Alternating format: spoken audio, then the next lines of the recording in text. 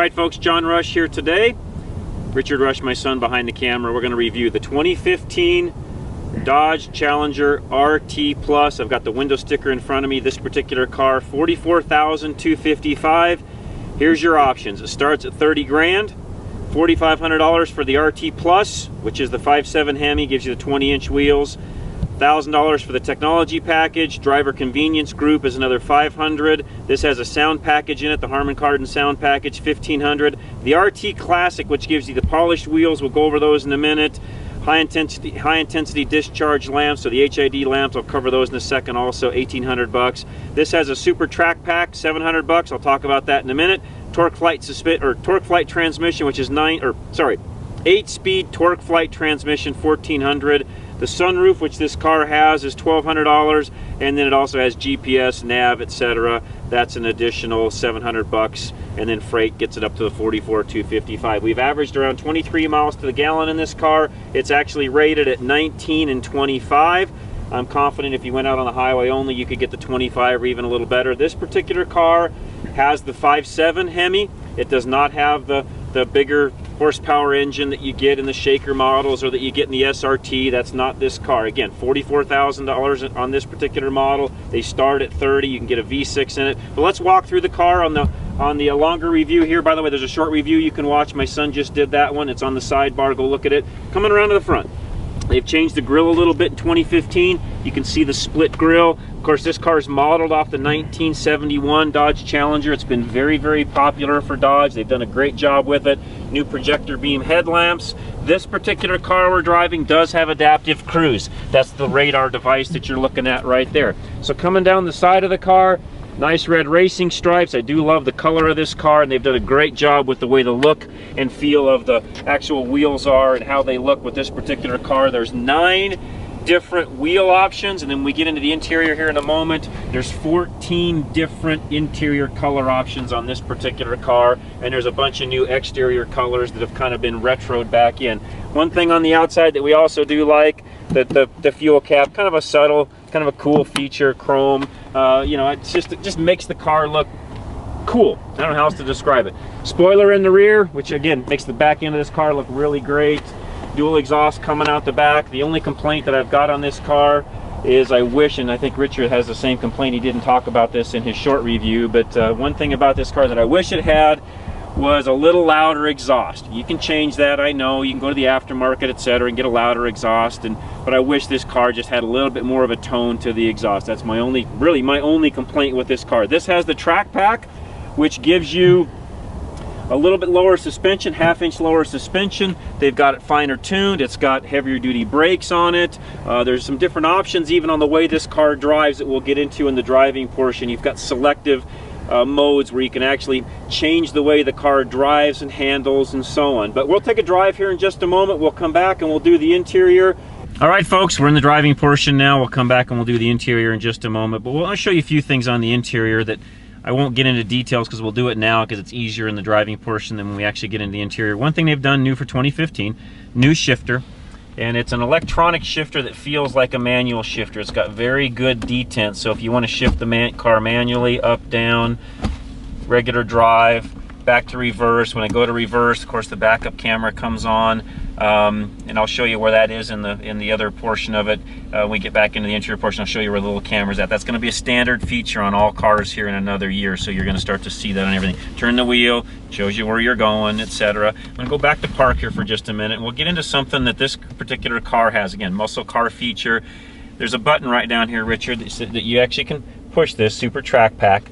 It then gives you brings this screen up and gives you the ability to do some different selections. Launch control, drive mode setup. We can activate the launch control. If I just hit that button, it'll actually activate it. Follow instructions on the cluster to launch, and it's over here. It tells you exactly what you need to do to launch. Vehicle must be in drive, etc. And here's the gauges real quick, which again kind of have a retro look to it, yet has a TFT screen in the middle, which is really a nice cool feature that this particular car has. And while I'm over here, I'll show you the steering wheel if I can. All your buttons for navigation for the screen are over here on the left. Your phone here, paddle shifters, your adaptive cruise, all of that is down here on the right hand side, and your other paddle shifter for up, you know, shifting up is over here. So up over here, down over on the other side. But again, very nice features that they've done inside the car. I won't get into everything this car does as far as the big screen itself. By the way, Dodge, Chrysler, Fiat, you have, in our opinion, Richard and I's both, you have the best navigational, not as far as, you know, finding where you're going, but as far as using this screen, how it works, the audio side of the fence, running the seats out of it, your phone, hooking everything up, etc. This is, in my opinion, the best system, easiest to use that's out there. Richard's behind the camera. What do you think, though, Richard? Agree or disagree? Very much so. I mean, it does have its pros and cons, but overall, ease of use, and with a lot of these cars, we have to jump in and learn them very fast, and this car is just very user-friendly, is the best way to put it. And Richard said it best, and he's young. I'm old. We've got a huge age gap between the two of us. You're talking early 20s, and I'm in my 50s. So, I can tell you what, let's just take a drive. I'm not going to worry about going through launch and trying to do all of that again. I want to make sure that we're being safe and we're doing all those things. We've tried that in some other cars, and we just don't have the ability unless you're out on the track. And by the way, I have driven a Challenger, actually an SRT8, out on one of our local racetracks, and did a comparison between it and the Camaro and a Mustang, and I will tell you what, the Challenger, it's a bigger car, it's a heavier car, but I tell you what, out on the track, it holds its own extremely well. So those of you that think this car is heavy and it can't hold its own against some of the other cars, I guess you haven't seen the 700 horsepower Hellcat edition of this car, which we didn't even talk about. But that is right now the fastest production car made. Will run with a set of slicks, low 10 seconds. So this same basic car we're sitting in, you can equip in a Hellcat edition, 700 horsepower. Awesome, awesome. So let's take a drive. We'll just get going here and just kind of show you how the car works. Again, you can do different things as far as the suspension, the different drive modes, how that works. It affects how it shifts. It affects how the suspension handles. It affects how it steers. This car for 2015 now has electronic steering. So lots of new features on the 2015 model that weren't on previous generation Challengers. Again, makes this car a very competitive car in its class. The president of Fiat, you know, Marchionni, you know, the guy's a car guy. You can see that in the way that they're handling their cars and what they're bringing out in all of their lines. And the Challenger is no exception to that. They've done a fantastic job with this car. Is this a real contender in the muscle car sides of the fence? You Camaro and Mustang guys, you know, yeah, you're gonna criticize me for saying this, but yes, this car is a contender. Every one of those cars has its own following. There's been that old debate for years. Is it Chevy? Is it Chrysler? Is it Ford? You know what? You have to go out, drive it, and pick your own and decide for yourself. But this car is a contender. It works extremely well. I'm pretty much done with our driving portion. Again, there's not a lot I can show you until we get out on the track with this car, but this car just works phenomenal. It's fast, it handles, it runs, it's good looking. It's one of the best looking cars in its class as far as I'm concerned. Let's go back and we'll do the rest of the interior. All right, folks, hope you enjoyed the driving portion of our review. We'll now go through the interior. And again, we always start with the back, start with the trunks. It's kind of the way we've done things. Kind of cool. I didn't point this out when we were doing the walk around a minute ago. Here's the rear view camera for the backup, which is going to be standard in 2016, I believe. Don't quote me on that, but I think 2016, every car will have to have a backup camera. You can already see them starting to incorporate that. So this car has that. To pop the trunk, you can either use the key fob or there's a little button there. Pull it up. It is a heavier deck lid. That's because of the spoiler back here. That's one thing. It's not a big deal, but it is a little bit heavier. Trunk room, it's adequate. I actually made our Costco run the other day in here for our business and put all the stuff that we needed, and it's fairly sizable. So for a muscle car, it's actually got a good sized trunk, and you know, again, just there it is. There's the trunk. Nothing else really need to show you there. So that's that part of it.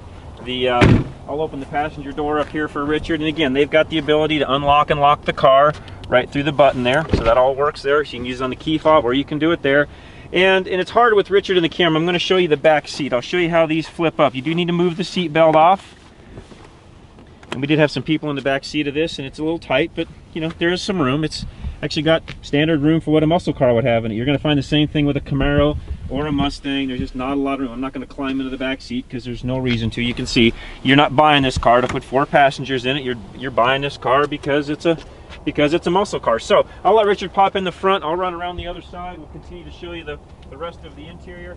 Beautiful color, by the way, on this particular press car that we have. I love the two-tone, you know, maroon, I guess you could say, maroon and black interior. I like the RT logo that they've put in the back here. Again, this particular model has the sunroof in it. You know, one thing they've done for a muscle car, which back in the old days didn't have as much. Richard, if you show your door panel over there, so you can check it out. There's a little pocket in the back for some storage. Cup holder again in the front, which you can put a real large, you know, water bottle, cup, you know, whatever you want, drink in the front.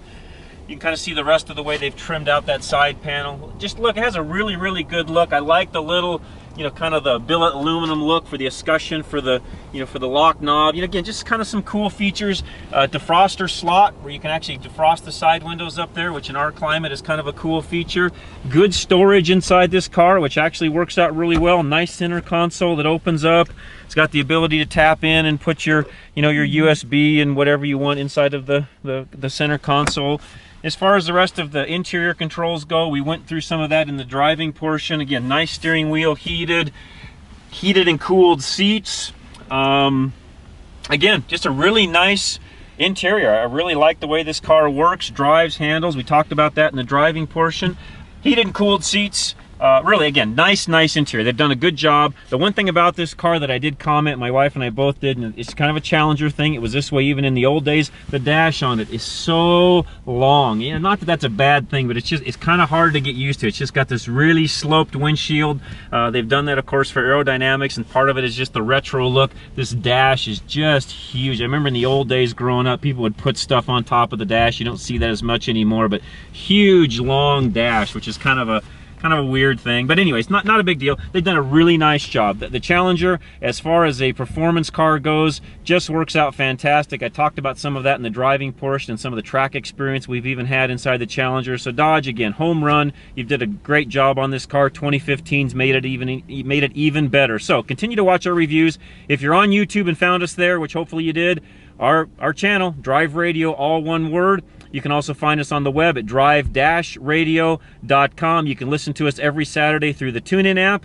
or you can find us on the web at 560thesource.com and listen there. You can also watch us do our radio show live on YouTube. You can go right to our website, drive-radio.com, watch us right there on the homepage, or later on you can actually see some of our shows that have been recorded on YouTube itself and on our channel, Drive Radio. But guys, with that, we're out of here.